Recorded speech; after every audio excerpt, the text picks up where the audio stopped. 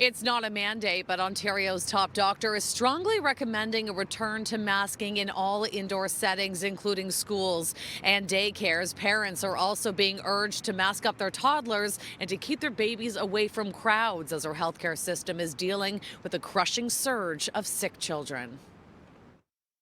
What we are facing is a triple threat that requires our collective action and action to protect the most vulnerable in our communities. Dr. Kieran Moore striking a somber tone as he talks about the extraordinary pressures facing our healthcare system. He says an early wave of common seasonal viruses is sending children to hospitals like never before. I spoke to Dr. Cohen, the CEO of Hospital for Sick Children, yesterday, and I'm very sorry to say that half the children in the intensive care unit ventilated right now have RSV and half have influenza. As CityNews has been reporting, pediatric beds are over capacity, and children's hospitals like Sick Kids, McMaster, and CHEO are now canceling non-emergency surgeries to create more space for critical care patients.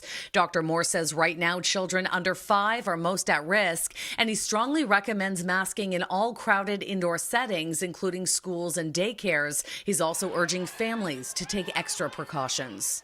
If you have children and you yourself has a cold, that could be a serious and significant respiratory illness in a 2-year-old or 3-year-old. And it's best that we protect them through masking in the home environment and in any social situation as we go into what will be a very social environment in winter. Does it go far enough without having that mandate in place? It really should have gone further, especially in schools, that where the majority of cases are being spread right now. With the hospitals downtown saturated, we have nowhere to send these kids when we've done stabilizing them.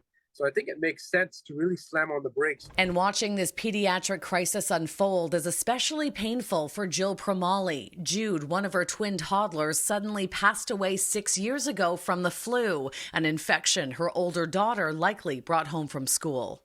Thomas, his twin brother, was up and laughing and Jude wasn't. And I could see right away that something was off. And unfortunately, it was already too late. He had died during his afternoon nap. While Dr. Moore is urging parents and children to get their flu shots as soon as possible, Jill knows all too well how the vaccine can save a little life. How many people had the flu before it passed all the way to our household in May? And what if just one of those people had made a different decision somewhere throughout that whole season and broken that chain of infection and stopped it from making it to our household? And I might have 3 kids at school today instead of only 2. Now, flu infections are expected to peak sometime mid-December, and right now there is no vaccine for RSV. Dr. Moore does say that talks are ongoing about the possibility of mask mandates in schools and childcare settings, so that is a future possibility.